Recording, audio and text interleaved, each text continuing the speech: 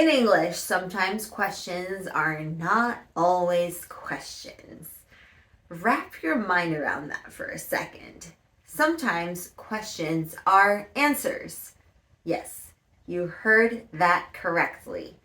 We use questions to respond to a question, believe it or not. And we can also use questions to reply to statements. So today I'm going to share with you some examples and show you how the pronunciation of responding with a question and asking a question are different. Let's get into it.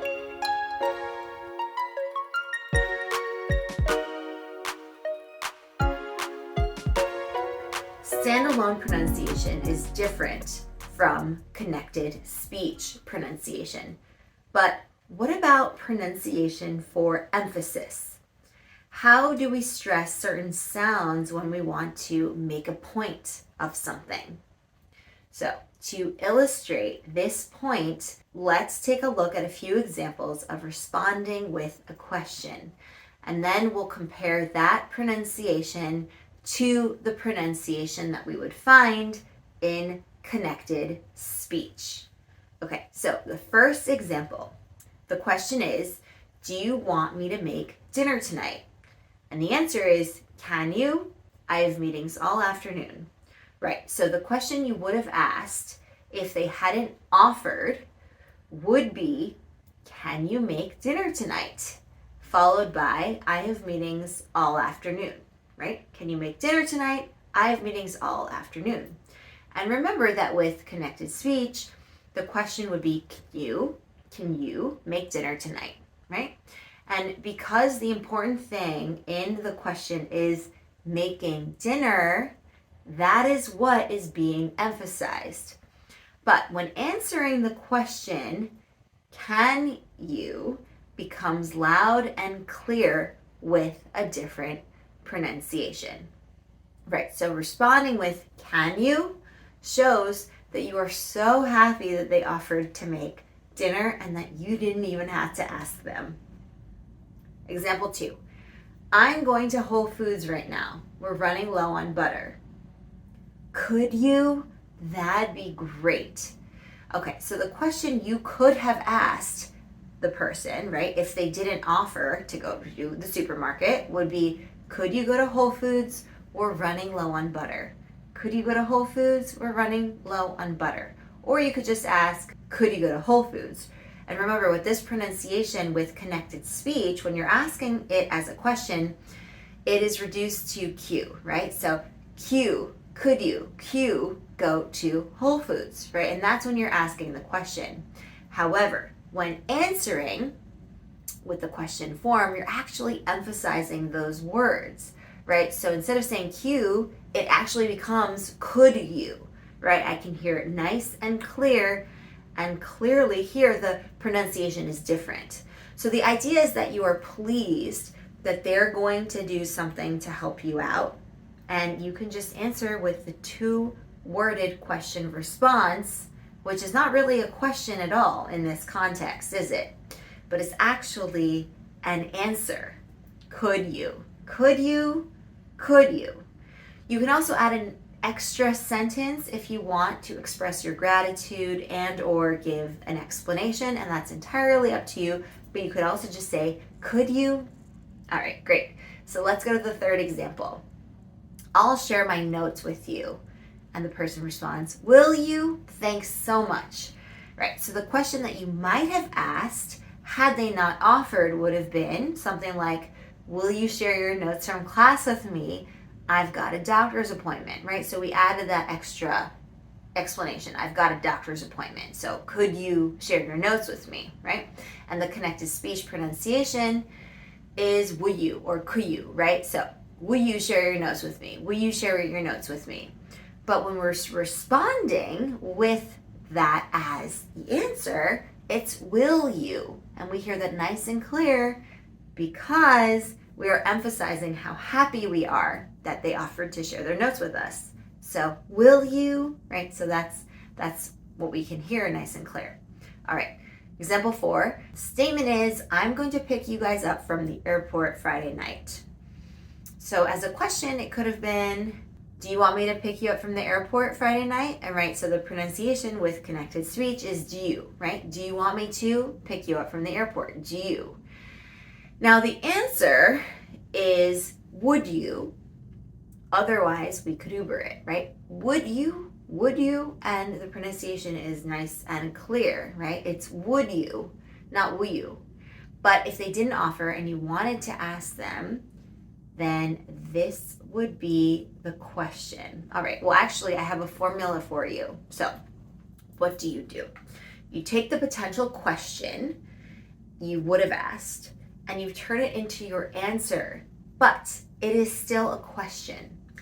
At this point, they've already committed to it, and you're not actually asking them any question at all. So it's rather rhetorical, but you are still emphasizing it because you are expressing your thanks and your gratitude, but it is no longer a question.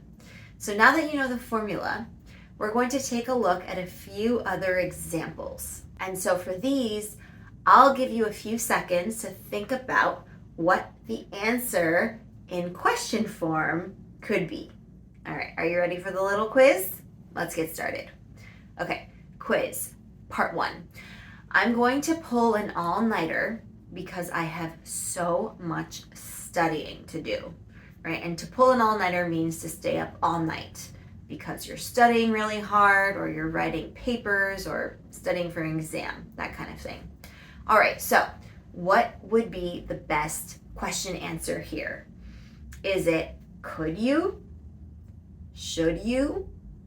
Will you? Let me give you a second to think about that. All right, the answer is should you, as in, should you do that? Should you do that? Should you be pulling an all-nighter? Is that really a good idea? Is that good for your health?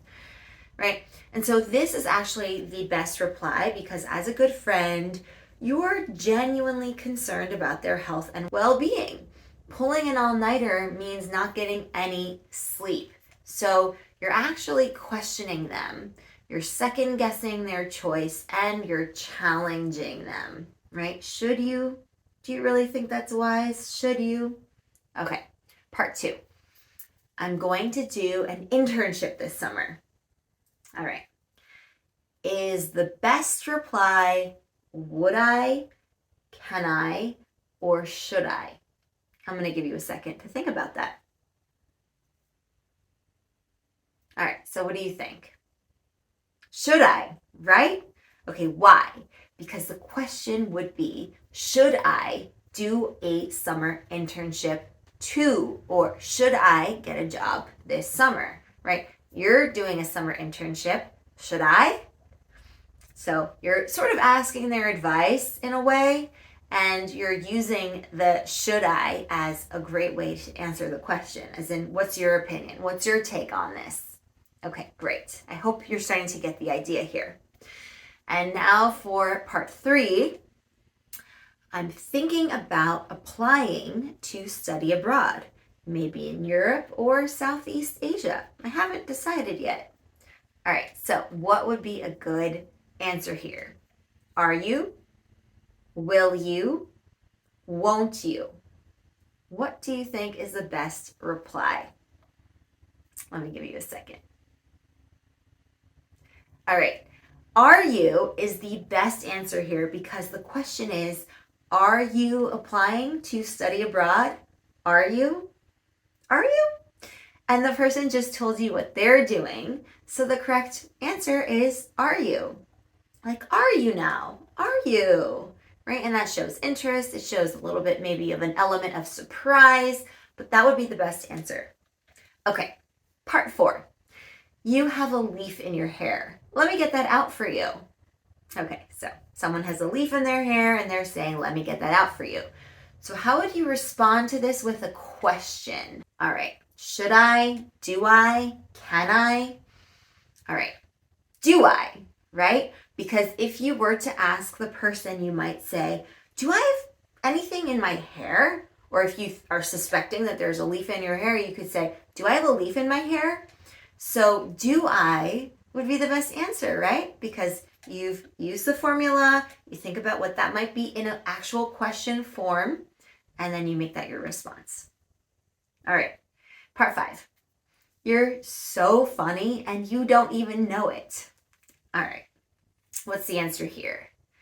The answer would be, am I? Right, because if you turned it into a declaration or a declarative sentence, it would become, I am so funny and I don't even know it. But people don't usually talk like that about themselves, right? It would come off as a little strange, like as if they were boasting or talking about themselves too much, right? And I am, as a question, actually turns into am I?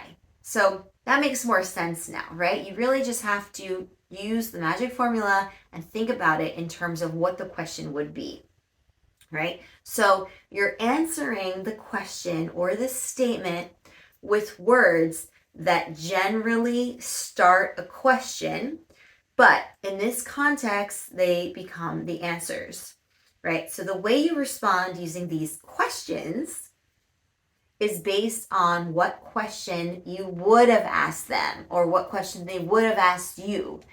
If we answer this 2-worded question, we are not using the pronunciation of connected speech. As you saw, the pronunciation with the question like can you, turns into can you, right? So there's a slight adjustment that we have to make pronunciation-wise, right? So instead, we're going to articulate the words and really make a point of emphasis with them, right? Notice how there are no other words in the answer.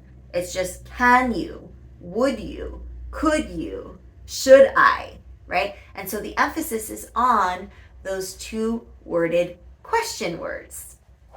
So those are some examples of responding with a 2-worded question.